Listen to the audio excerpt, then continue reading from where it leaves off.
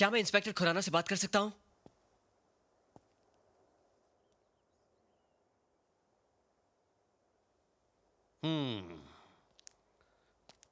तो जब तुम यहाँ पहुंचे तो ये कार पहले से यहाँ मौजूद थी। जी। ये कार कंप्यूटर से चलती है क्या? नहीं। तो क्या रोबो चलाता है इसे? सर, आप ये कैसी बातें कर रहे हैं? अरे तो फिर फंडा क्या है? ये कार यहाँ पहुंची कैसे? माता जी, आप तो यहाँ पहले से थी, आप बता सकती हैं? नहीं, मुझे नहीं पता। नहीं पता। जब तुम कार के चोरी होने की कंप्लेन मुझे लिखवा रहे थे, उसी समय इस कार से किसी ने एंथनी डिकोस्टा को टेलीफोन बूथ समेत उड़ा दिया और फिर ये एक वफादार कुत्ते की तरह अपने मालिक के घर पहुंच गई। इसका मतलब क्या है? सर, ये मैं कैसे बता सकता हूँ? मैं तो आपके साथ था। मैं बताऊं रियल फंडा क्या है? तुम ये कार किसी और को देकर उससे मर्डर करवाते हो। ये आप कैसे कह सकते हैं, जबकि आपके पास मेरे पोते के खिलाफ कोई सबूत ही नहीं है? और अगर कोई बोल दे कि इस कार ने वो एक्सीडेंट किया है तो आप मान लेंगे? चलिए मैं बोलती हूँ कि वो चारों मर्डर आपकी जीप ने किए हैं। ये क्या फिजूल की बात कर रही हैं आप? फिजूल की बात कर रही हूँ मैं? आपका कहना है कि इस कार ने टेलीफोन बूथ उड़ाया है, तो देखिए कहीं एक स्क्रैच, एक खरोच नजर आता है आपको? जबकि एक ट्रक भी टेलीफोन बूथ उड़ाएगा तो उस ट्रक के भी अंजर पंजर ढीले हो जाएंगे। इतने बड़े ऑफिसर हैं आप, आपका दिमाग इतना भी नहीं चलता? कब से फंडा फंडा किए जा रहे हैं?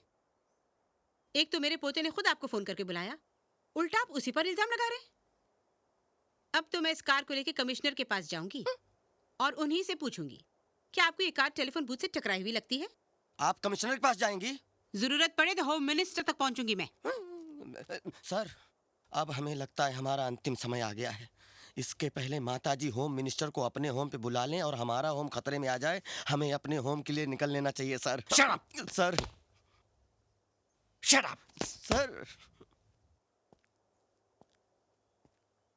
माता जी, आप कमिश्नर, होम मिनिस्टर, ऊपर तक की पहुंच की बात उन ऑफिसर्स के सामने कीजिए जिनकी जिंदगी का फंडा ऊपर की कमाई से चलता हो, मुझ जैसे ऑफिसर के सामने नहीं। और ये कार, इस कार का संबंध हर मर्डर के साथ में है। मैं इस कार को अभी कस्टडी में लेता हूं। सीताराम, रसाला, बांध इसको जीप के पीछे। सर, प्लीज आप मेरी कार मत ले जाइए। ये मेरे पापा की आखिरी निशानी है। मैं आपसे वादा करता हूं सर, अब इस कार से कोई हादसा, कोई एक्सीडेंट नहीं होगा। अगर हुआ तो उसकी जिम्मेदारी मेरी। आप मुझे अरेस्ट कर लीजिएगा। सोच ले, इस बार 4 नहीं 5 मर्डर का चार्ज लगाऊंगा तेरे ऊपर। तब इस कार को कस्टडी में नहीं लूंगा, माचिस की डिब्बी की तरह क्रश करके किसी कोने में फेंक दूंगा। समझ गया?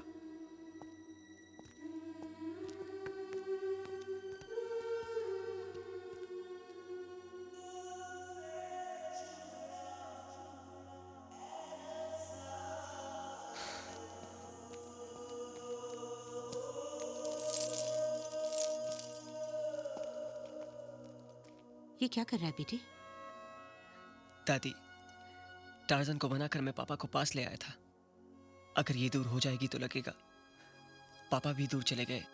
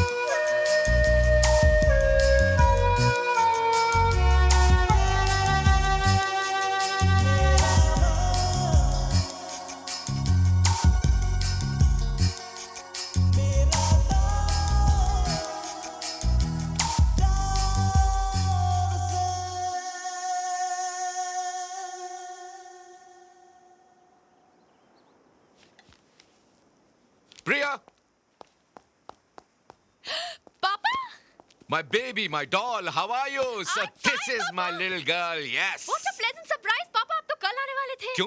तुम्हें सरप्राइजेस अच्छे नहीं लगते क्या? Of course अच्छे लगते हैं पापा। ये बताओ राज कैसा है? He is तो very good पापा। Why, this is fantastic. अब तुम एक काम करो, आज जब तुम कॉलेज जाओगी तो राज से कहना कि शाम को उसके घर हम उससे मिलने आएंगे। Thank you पापा, thank you so much। और तब तक हम अपने पुराने दोस्तों को मिल लेते हैं। क्यों? Okay। कम।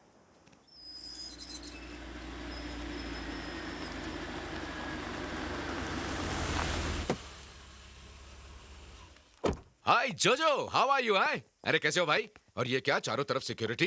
अरे कपूर अंकल, आप जिंदा है? अरे भाई, I am absolutely fit and fine. ये बताओ मेरा दोस्त एंथनी कहाँ है? आपको पता नहीं, डैड तो चोपड़ा अंकल, सक्सेना अंकल और इंस्पेक्टर शर्मा के साथ चले गए। अरे भाई कहाँ गए? किसी हिल स्टेशन पर पिकनिक बनाने गए हैं तो कहो मैं वहां जाकर के उन्हें मिल लेता हूँ। भाई प्रिया की एंगेजमेंट है और मैं उन्हें पर्सनली इनवाइट करना चाह रहा हूँ।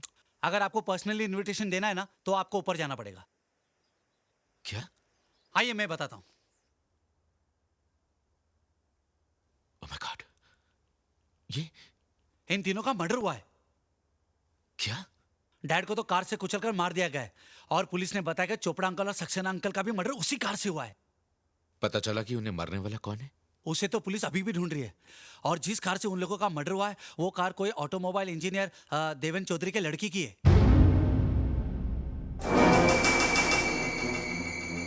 देवेन चौधरी?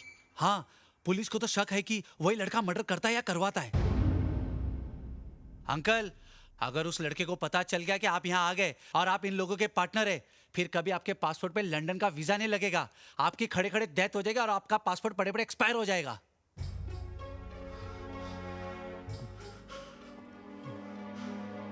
अंकल, क्या सोच रहे हो? नहीं कुछ नहीं, मैं प्रिया की एंगेजमेंट के बाद सब देख लूंगा। तुम फिक्र मत करो। हाँ? ये तो लेटेस्ट न्यूज़ है, मैं फिक्र क्यों करूं? मेरे डैड तो मर चुके।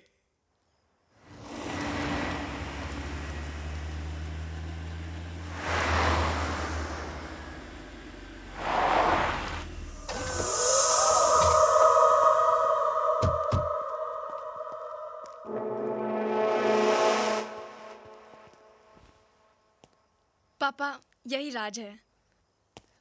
अरे नहीं नहीं नहीं बेटे, भाई दामाद तो बेटे जैसा होता है और बेटा सीने से लगता है। आ जाओ। हाँ। दादी, ये प्रिया के पापा हैं और ये मेरी दादी। नमस्ते। नमस्ते। आइए बैठिए। मुझे बड़ी खुशी हुई कि आप हमारे घर आए। प्रिया अक्सर फोन पर आप लोगों की ही बातें करती रहती है। कहती है पापा जब भी मैं दादी से मिलती हूँ तो मैं आपको भूल जाती हूँ। मुझे बेहद खुशी है कि मेरी ये प्यारी बच्ची आपके घर की बहू बनने जा रही है। ये तो आपका बड़प्पन है और सच पूछिए तो हमारा सौभाग्य। शुक्रिया। मैं आपके लिए चाय लेकर आती हूँ। जी।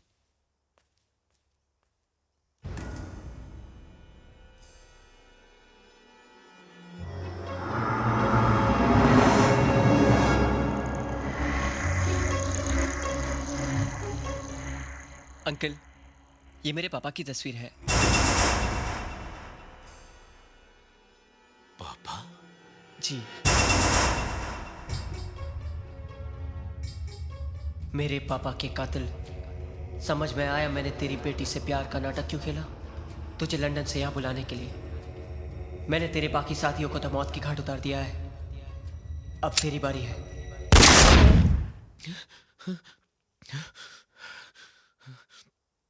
क्या हुआ अंकल? कुछ नहीं। क्या हुआ पापा?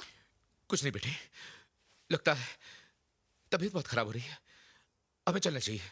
आओ चले, हम चले। अरे ऐसे कैसे जा रहे हैं? आप पहली बार हमारे घर आए, चाय तो पी लीजिए। नहीं नहीं ऐसी कोई बात नहीं, हम चलते हैं। लेकिन अंकल, बेटे बाद में बात करेंगे। राज- आओ प्रिया। अरे लेकिन पापा क्या चलो, हुआ? मेरे साथ अभी चलो। तो आए हैं।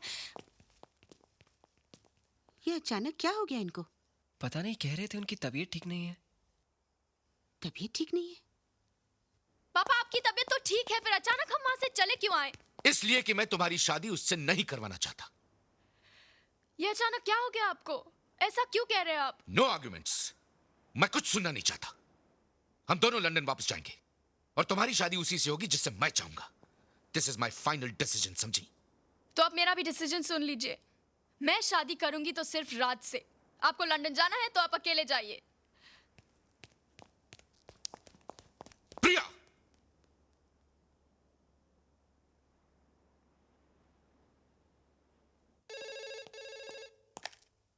हेलो।